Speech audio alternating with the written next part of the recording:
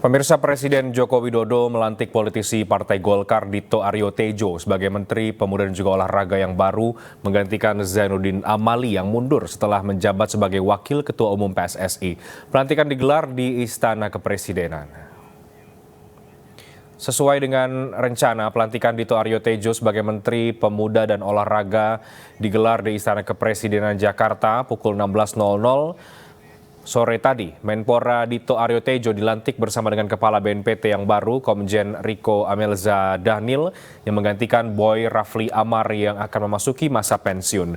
Presiden Joko Widodo melantik secara langsung, disaksikan jajaran Menteri, Kapolri Jenderal Listio Sigit Prabowo, dan Panglima TNI Yudo Margono. Yang susah ya, perdana kerja nih.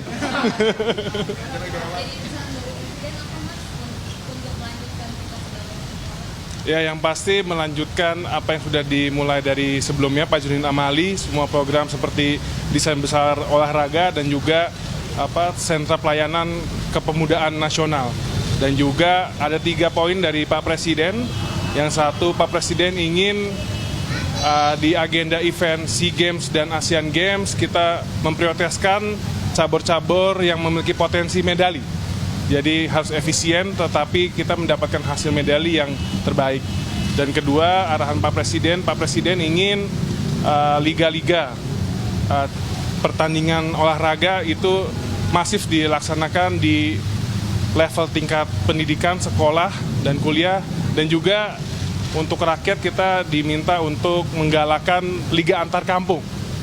Dan ketiga, Pak Presiden sangat peduli dan ingin ekosistem sport industri Indonesia ini semakin maju dan semakin established.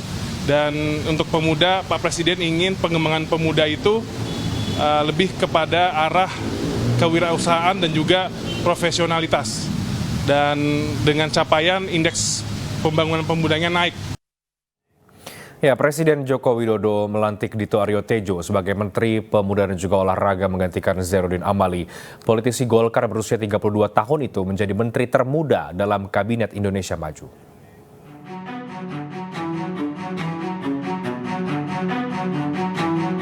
Presiden Joko Widodo segera melantik Dito Aryo Tejo sebagai Menpora menggantikan Zainuddin Amali. Dito menjadi salah satu nama yang diajukan oleh Partai Golkar kepada Presiden Joko Widodo. Dito Aryo Tejo lahir di Jakarta 25 September 1990. Sebelum terjun ke dunia politik, pria berusia 32 tahun itu sempat merintis sejumlah usaha. Tahun 2021 bersama artis Raffi Ahmad, ia membentuk Rans Sport dan menjabat sebagai Chairman Rans Nusantara FC. Semasa kuliah, Dito aktif berorganisasi di BEM Fakultas Hukum Universitas Indonesia. Ia juga sempat menjadi Ketua Angkatan Muda Pembaruan Indonesia atau AMPI yang merupakan organisasi sayap Partai Golkar. Pengalaman organisasinya itu mengantarnya dipercaya menjadi Ketua DPP Partai Golkar bidang inovasi sosial dan ormas. Dito menjadi Ketua Bidang termuda sepanjang sejarah Partai Golkar. Saat ini, Dito dipercaya menjabat sebagai Kepala Lembaga Inovasi dan Kreativitas DPP Partai Golkar. Tak hanya di internal partai, karir Dito di pemerintahan juga tergolong moncer. Pada bulan April 2022, Dito masuk dalam jajaran tim ahli Menko Perekonomian Erlangga Hartarto, sekaligus menjadikan Dito sebagai anggota tim ahli termuda. Sebelumnya, Partai Golkar mengajukan 4 nama untuk menggantikan Zainuddin Amali sebagai Menpora kepada Presiden. Mereka adalah Ilham Permana, Dev Laksono, Dito Aryo Tejo, dan Putri Komarudin. Akhirnya Presiden Joko Widodo memilih Dito untuk mengisi jabatan sebagai Menteri Pemuda dan Olahraga. Dari Jakarta, tim liputan iNews melaporkan. Majelis Hakim menolak eksepsi yang diajukan terdakwa anak AG dalam kasus penganiayaan David Ozora. Dengan demikian, persidangan terhadap AG dilanjutkan dengan agenda pemeriksaan saksi.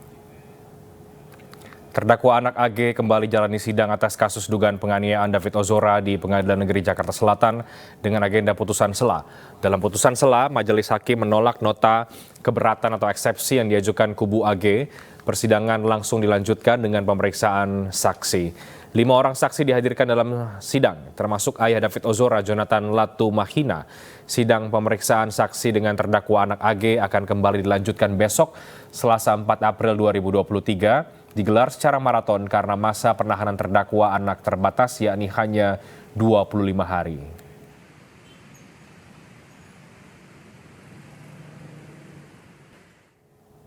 Dan hari ini sidang perdana kasus pencemaran nama baik Menko Marves Luhut Binsar Panjaitan dengan terdakwa Haris Azhar dan Fathia Maulidiyanti digelar di PN Jakarta Timur. Dalam sidang kali ini, Haris Azhar menolak seluruh dakwaan jaksa penuntut umum. Dalam sidang yang digelar hari ini, Haris Azhar didakwa melanggar pasal 310 yang mengatur soal pidana pencemaran nama baik. Haris Azhar menolak seluruh dakwaan. Melalui kuasa hukumnya Muhammad Isnur, ia meminta waktu selama 2 minggu untuk menyiapkan pembelaan. JPU pun sempat menolak pengajuan eksepsi Haris, namun majelis hakim mengabulkannya. Selain Haris Azhar, hari ini juga digelar pembacaan dakwaan bagi koordinator kontras Fathia Maulidiyanti. Sidang keduanya digelar secara terpisah. Haris dan Fathia menjadi terdakwa kasus pencemaran nama baik atas Luhut Binsar Panjaitan. Luhut melaporkan keduanya ke Polda Metro Jaya pada 22 September 2021. Dan itu pun tidak mengurangi makna karena pembicaraan ini sudah sungguh mencederai dunia kajian.